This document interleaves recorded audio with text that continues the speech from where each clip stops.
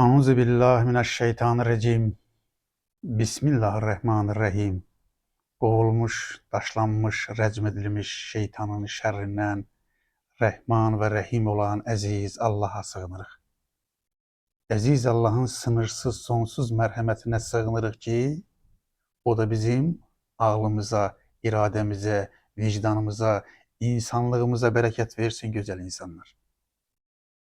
Mən sizə Allah'ın kitabı olan, Kəlamullah olan Kur'an-ı Kerim'i tanıtmağa devam edirəm.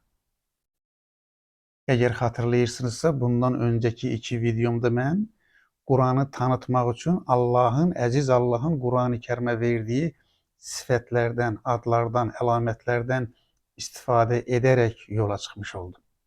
Önce size Kur'an-ı Kerim necə şəfa olur diye bir Kur'an ayələri oxuyarak izah ettim. Sonra ikinci videomda mən sizə əziz Allah'ın kitabının El-Mübarek adını, mübarek, bereketli kitap. Allah buyurur ki Kur'an-ı Kerim mübarek kitaptır, bereketli kitaptır. Neden ve nice bereketli kitap olur ve kimlere bereketli kitap olur?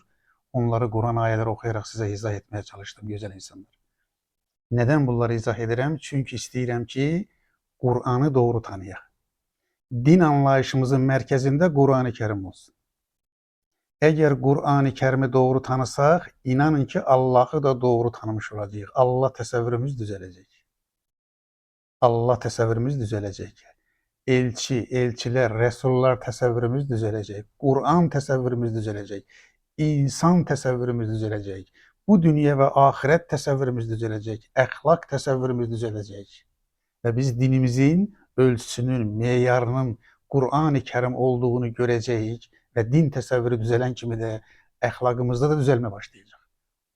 Bakın Allah'ı doğru tanısaq, Allah'ın kitabını doğru tanısaq, elçileri doğru tanısaq, insanı, hayatı, dünyanı, bu dünyanın ahireti, ölümü, hayatı, insanı doğru tanısaq, təsəvvürümüz doğru olsa, sağlam binalar üzerinde yerleşse güzel insanlar. Əxlaqımız da düzələr, güzelliğimiz de düzələr. Bakın əziz Allah insanı inşa etmek için bir din gönderir ve adını İslam koyur, barış koyur. Neden Allah minlerle sözün içerisinden İslam sözünü seçip? Çünkü Allah yeryüzünde barış olmasını istəyir. İnsanın özüyle barışık yaşamasını istəyir. İstəyir ki insan Allah'la barış içinde yaşasın. İnsan Allah'la savaşmasın.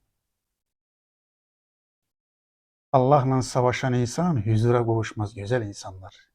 Allah istəyir ki insan Allah'la barış içerisinde yaşasın. Bəs insan Allah'la barış içerisinde necə yaşayacaq? İnsan Allah'ı doğru tanıyarsa barış içerisinde yaşayacak. İnsan özüyle barış içerisinde olsun, dünyayla, insanla, servetle, malla, mülkle, övlatla, aileyle, insanlarla, bu dünyayla, ahiretle, her şeyle barış içerisinde olsun. Ona göre dinin adını İslam koyuyor. İnsana barışın yolunu öğretip. Şimdi bu əziz kitap ki Allah bize tanıdır, Kur'an'ı bize tanıdır, öz-özünü tanıdır, güzel insanlar. Onun mübarek adlarından biri de bu adları da Allah özü seçip. Allah öz kitabına özü sifətlər, adlar təyin edib ki insanlar kitabı doğru tanısınlar. Kur'an ne üçündür? Hedefi nedir? Ona göre de mən də uca Allah'ın verdiği adlardan birini, üçüncüsünü bugün size tanıtacağım güzel insanlar. O da Furkan'dır. Furkan, bugün ad kimi, insan adı kimi de istifadə olunur. Hətta Faruk sözü de var. Furkan özelliğine sahip olan insan Faruk olar. Furkan adını tanıtacağım güzel insanlar. Furkan adı hem Kur'an-ı Kerim'in sifetlerinden, adlarından biridir. Kur'an-ı Kerim'in bütün sifetleri, adları bir adı izah ediyor. Kur'an-ı Kerim izah ediyor. Aynı zamanda Uca Allah 114 suresi olan Kur'an-ı Kerim'in surelerinden birinin de adını Furkan koydu. Bakın hem kitabın özelliği Furkan'dır, hem ayrıca Kur'an-ı Kerim'in surelerinin birinin adı da Furkan'dır. O sure Kur'an-ı Kerim'in bilirsiniz 25. suresidir. Allah 25. surenin adında Furkan olmasını isteyip. Bakın Furkan sözünün manası nedir? Ayıran ölçü demektir. Ayıran ölçü, kanun. Elə bir şeydir ki onu koyarak siz bir şeyin doğru ve yanlış olduğunu müəyyən edebilirsiniz. Ölçüdür, metredir, meyardır, müheymindir. Dinlə bağlı istəyirsiniz ki, təsəvvürünüz doğru olsun. Məsələn, mən danışıram ya da bir başqası danışırsa, bu adamın danışıqları dinə uyğundurmu? Dindirmi bu adamın danışığı? Ölçünüz, Furqanınız nə olacaq? Qur'an-ı Kərim olacaq. Mənim danışdıqlarım Qur'an-ı Kərimə uyğundursa, gözəl insanlar, onun danışdığının din olduğuna qənaət gətirə bilərsiniz. Ölçü olacaq, tərəzidir yəni. Amma bir insanın danışdığının Qur'an-ı Kərim olduğunu, dindən olduğunu bilmək üçün də bizim Qur'an-ı Kərimi tanımağa ehtiyacımız var.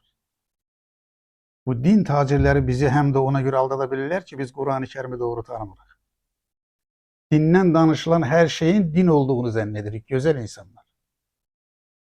İndi 25-ci surəmizin adı Furqandır, 77 ayədir. Mənası nədir? Ayıran ölçü deməkdir. Ayıran ölçü. Xeyirlə şər nəyi ayırır? Xeyirlə şəri ayırır. Baxın, xeyirlə şəri, doğru ilə yalanı. Tövhidlə şirki ayırır. Tövhid nədir? Şirk nədir? Mümin kimdir? Münafıq kimdir? Mümin kimdir? Kafir kimdir? Doğru kimdir? Yanlış kimdir? Ədalət nədir? Zülüm nədir? Doğru həyat nədir? Yanlış həyat nədir? Sirat-ı müstəqim, doğru yol nədir? Əyri yol nədir? Hansı yol doğru yoldur, cənnətə, Allahın rızasına aparır, onu. Hansı yol Allahın yolundan azdırır, onu tanıdır. Xeyirli insanları tanıdır. Baxın, Qur'an-ı Kərimdə ayrıca Müminin surəsi var. Qur'an-ı Kərimdə ayrıca Münafiqin surəsi var. Münafiqləri tanıdır. Kafirləri tanıdır. Ədaləti tanıdır. Barışı tanıdır. Savaşı tanıdır. Şeytanı tanıdır. Yəni, ölçülər qoyur hamısına. İnsana deyir ki, bax, mümin sadəcə sözdə mən möminəm deməklə mömin olmursan, ey insan. Müminin, belə deyim, standartları var. Necə ki, bir malın, bir şeyin, bir əşyanın, bir qidanın standartları var və standartlar idarəsi onun standartlarını müəyyən edir ki, bax, bu standartlara uyğundursa sağlam qidadır. Qur'an-ı Kərimdə dinin standartını qoyur. Deyir ki, din anlayışınız Qur'an-ı Kərim standartına uyğundursa o sağlam din anlayışıdır. Yoxdursa çürükdür. Çürük din anlayışı insanları çürüdər. Ağlını çürüdər, vicdanını çürüdər, iradəsini iflic eləyər, onu sıradan çıxarar, insanlığını əlindən alır. Ona görə xurafə haramdır. Çünki xurafə insanın ağlını öldürür, gözəl insanlar. İndi bu 25-ci surə ki, Furqan surəsidir, gözəl insanlar. Mən sizə bugün 3 ayə oxuyacağım. 3 ayədə Allah Furqanı necə tanıdı? Furqan olan kitabını necə tanıdı? Bax, orada 1-ci ayədə Uca Allah buyurur ki, Bismillahirrahmanirrahim. Mən sizə nəyi oxuyuram? Furqan surəsini oxuyuram. 25-ci surəni oxuyuram. Ayıran ölçü, meyar deməkdir. 77 ayədir, gözəl insanlar. İstəyirəm ki, həm də bu yolla Qur'anı da bu yönlərində tanıtmış olun. Bilənlərə də xatırlatmış olun. Onun 1-ci ayəsində Uca Allah buyurur ki, baxın, aləmlər, yəni insanlar üçün xəbərdar olsun deyə, xəbərdar edici olsun deyə. Qur'an-ı Kərimin bir özəlliyini açıqlayır. Uca Allah buyurur ki, mən bunu bir qövmə, bir tayfaya, bir qrupa göndərməmişəm. Bəziləri deyirlər, bu İslam ərəb dinidir. Bizə lazım deyil, ərəblərindir. Baxın, bunu söyləyən insanlar ya Qur'andan xəbərləri yoxdur, ya da qəsdən deyirlər. Allah buyurur ki, mən bu kitabı aləmlər üçün, insanlar üçün, insanlıq üçün, hər kəs üçün göndərmişəm. Nə üçün göndərmişəm? İkinci özəlini açıq. Xəbərdar edici olsun deyə. Nəyi xəbərdar edəcək? Allah'ı tanı ey insan. Ahireti tanı ey insan. Missiyanı tanı ey insan. Bu dünyanı tanı ey insan. Ölümü tanı ey insan. Xeyri tanı ey insan. Xeyri yay ey insan. Xəbərdar edici olsun deyə sizə Furqanı, yəni Qur'anı endirən Allah ucalar ucasıdır deyir. Baxın, insana nə təsəvvürü verdi? Allah təsəvvürü verdi və kitab təsəvvürü verdi. Bir ayənin içərisində deyir ki, bu kitab sıradan bir kitab deyil, Allahın kitabıdır. O elə bir Allahdır ki, ucalar ucasıdır. Heç bir varlığı ona ortaq qoşa bilməzsən. Elə bir varlıq yoxdur, Allahdan başqa ilah yoxdur.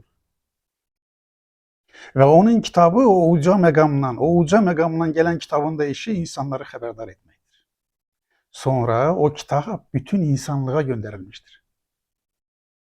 İkinci ayəsində isə baxın, Furqan ölçüsünü necə izah edib.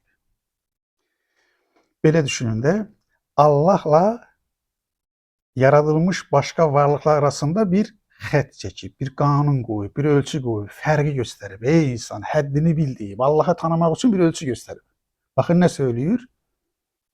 Göylərin Bismillahirrahmanirrahim Furqan surəsinin 2-ci ayəsini oxuyuram. Orada Uca Allah buyurur ki, göylərin və yerin hakimiyyəti yalnız ona aiddir.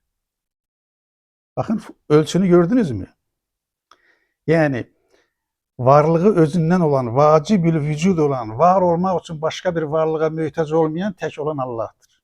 Allahdan başqa nə varsa hamısı bir varlığa möhtaçdır. Yəni Allaha möhtaçdır. Allah var olduğuna görə var. Allah təkdir, yaradılanlar çoxdur.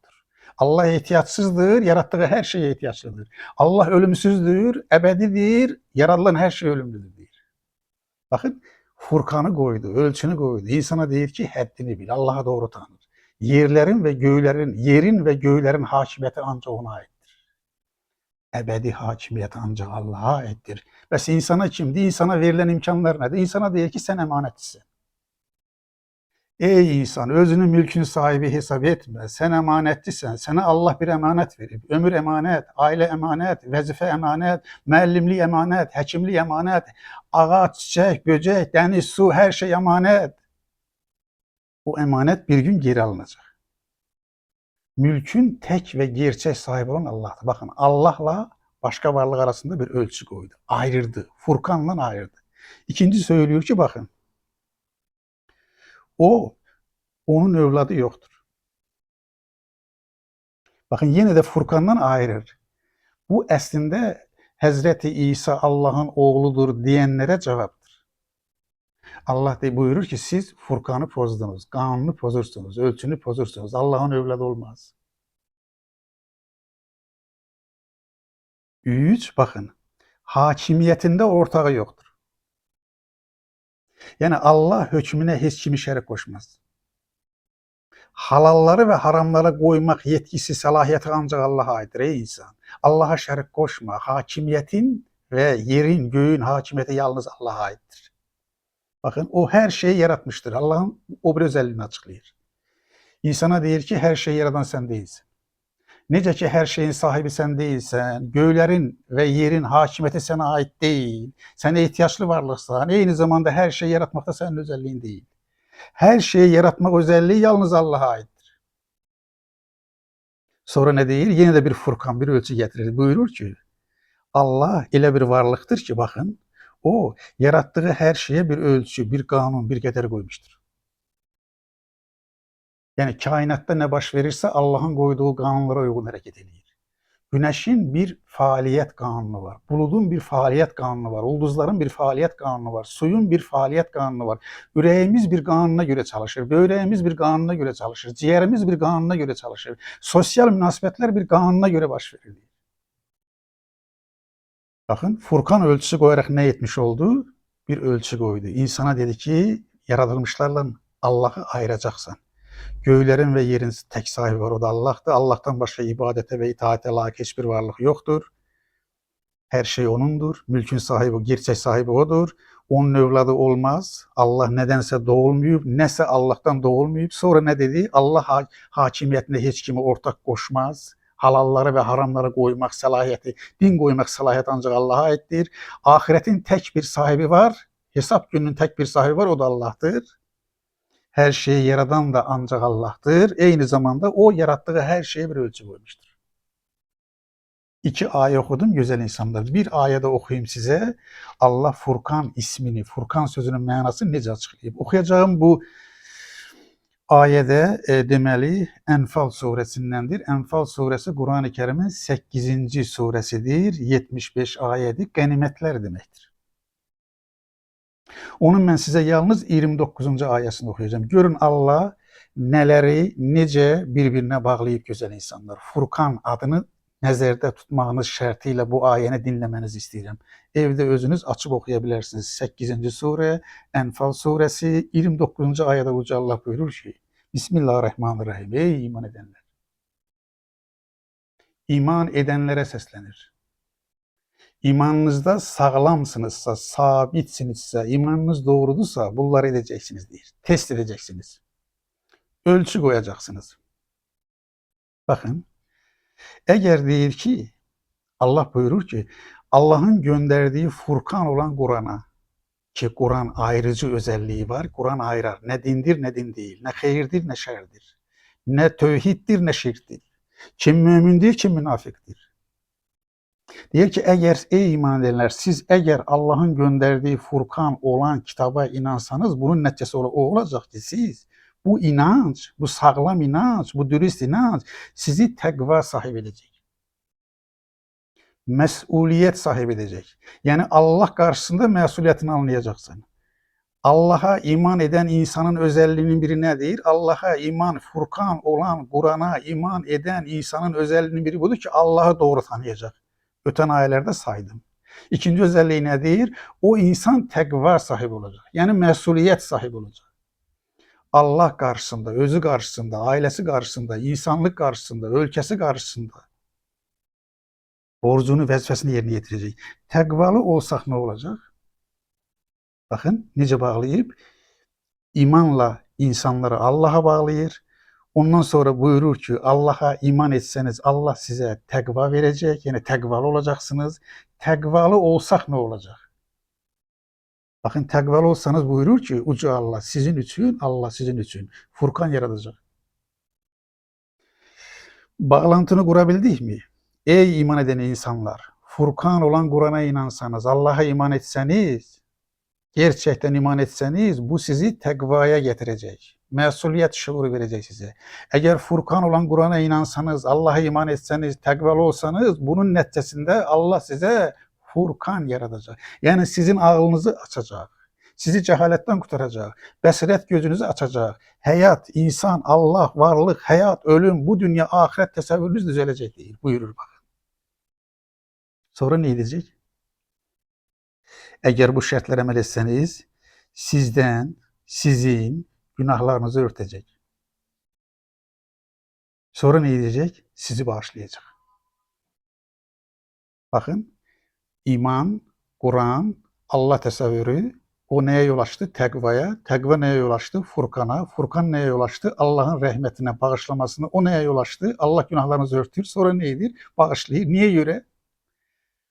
Bak Furkan olan Kur'an'ın sahibi olan Allah Uca Allah buyurur ki ayenin sonunda. Çünkü Allah büyük lütuf sahibidir.